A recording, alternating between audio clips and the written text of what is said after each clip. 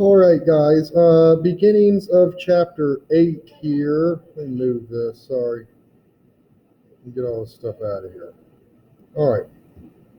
Beginning of chapter 8 here, which has a significant amount of fine details in chapter 8. Okay. You're going to notice that pretty quickly. Lots of things to remember and understand. And we're just going to try to do the beginnings of this chapter here with the first section and get you to have a real good base of knowledge about the general information that you're going to be wanting, okay? The first thing is called reciprocal functions. And what reciprocal functions are any equation that is of the form a over x, where a is a number, okay? So we can start with something as simple as 1 over x, okay? Y equals 1 over x, okay? Now, I want to type this into the calculator and let you look at it for a second and then understand why it looks the way it does. Okay, so I'm going to go to my y equals button and type 1, divide by x in there, and we're going to take a look at this thing. Okay, now we're quickly going to have to start talking about asymptotes again. Remember that an asymptote is a line that a graph approaches but never touches, and it never touches it because you're either not allowed to plug that number into the equation or you can't get the equation to equal that number, okay? So let's look at this here. As you can tell, it appears that the y-intercept is a vertical asymptote of this graph, and the y-axis is a vertical asymptote of this graph, and the x-axis is a horizontal asymptote of this graph. Okay, so I want to kind of show you how this works here, okay? Let's think about why this looks like this. So let's say that I plug in a very, very large number in for x. So my mouse here is over on the very far right side. If I plug a large number in for x, like maybe, for instance, if x equals 10, right, then I'll have that 1 over 10 equals y. So x is 10, and y is 1/10, or 0.1. Okay, and as the numbers get bigger that I plug in for x, this y answer is going to get smaller and smaller. So notice how the graph is getting very, very close to 0, to y equaling 0, as the x values get larger. Now, why can't the graph ever touch y equals 0? Why can't it touch the x-axis? Well, because even if I put 1 million in for x, I would have 1 over 1 million, and blah, blah, just, I got a lot of zeros here, okay? Equals y. That's still a little something because I still have a 1 on top.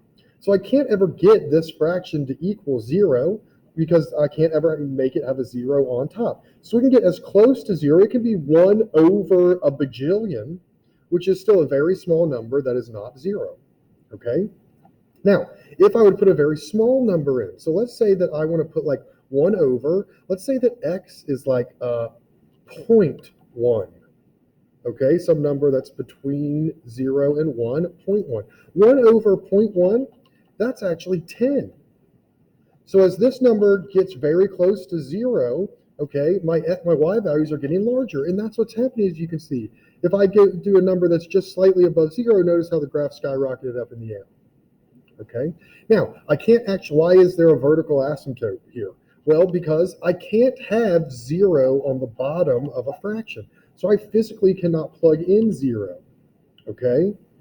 All right, that's why I don't have any points when x equals 0 here, or I don't have any points on the y-axis, okay? All right, so let's start looking at these and doing what we're going to be asked to do, okay? So the first thing that we might be asked to do is to graph something like 8 over x.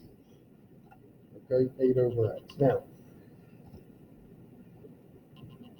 here's what we want to do. We first want to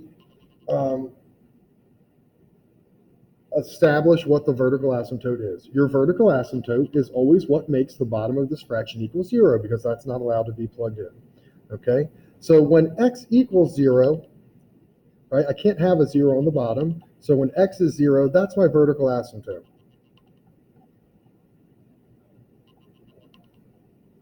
Okay, and I can use a different color here to graph that. So at x equals 0, I have this vertical asymptote. Okay?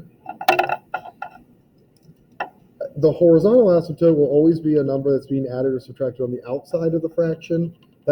We don't have one of those right now. Okay, so your horizontal asymptote is the number being added or subtracted on the outside. Since we don't have one of those, y equals 0 is my horizontal asymptote. Okay, so again, I would use a different color to graph that. Okay, now, what I can then do, okay, is type 8 over x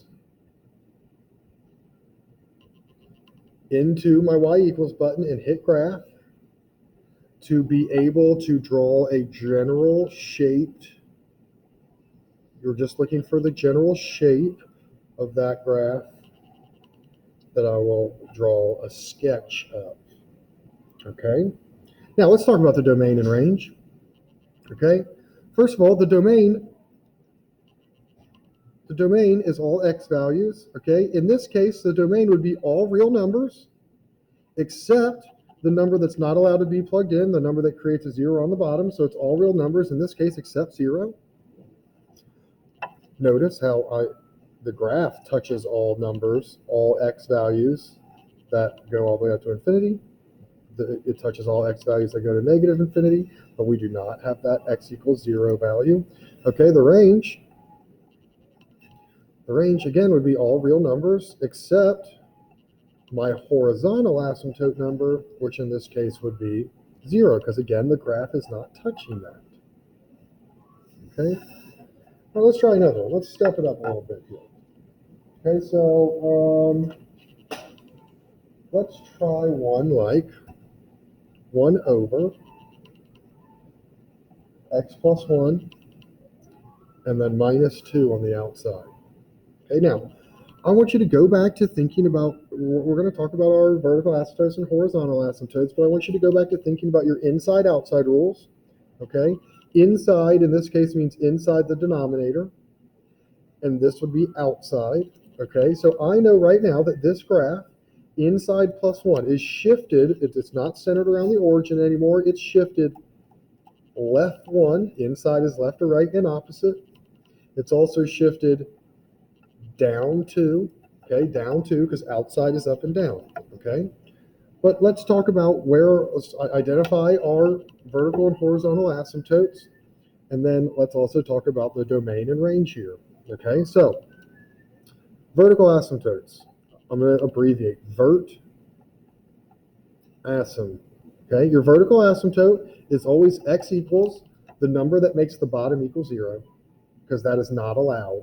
Okay, so the vertical asymptote, what makes the bottom equal 0? In this case, it would be that x equals negative 1. That's what would make the bottom equal 0. My horizontal asymptote, the horizontal asymptote is always y equals whatever number is being added or subtracted on the outside, because it shifted it down 2. So in this case, it's y equals negative 2.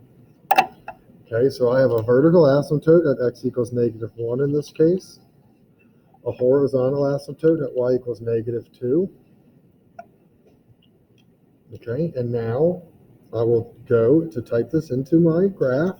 Okay, now let me show you this button really fast, and if your calculator doesn't have this button, I'll show you another way to type this in. So we want to go alpha, and then my y equals button, and it brings up this numerator over denominator. It brings me up this fraction. So I now can type 1 arrow down over x plus 1, and then I can arrow out of that, and then hit minus 2.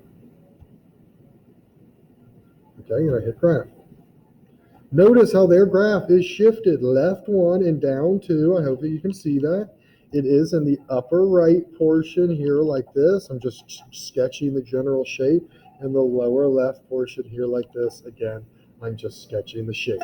Okay, let's talk about the domain and range. All right, so, sorry, I'm adjusting our camera here. Okay, so domain is always all real numbers except whatever number is not allowed. So it's whatever number makes my bottom equal 0. Again, that's my vertical asymptote number. So the domain is all reals except negative 1. My range is all reals except for my horizontal asymptote. So my range should be all reals except -2. Okay, and we'll do more examples in class, and we're going to do some together as well. All right, this takes a lot of practice, so don't get discouraged. All right, the more nobody's ever super good at this right when they start, but the more you practice, the better you'll feel about it. Okay, I'm trying to get somewhere to cut off this video. All right, we'll see you later.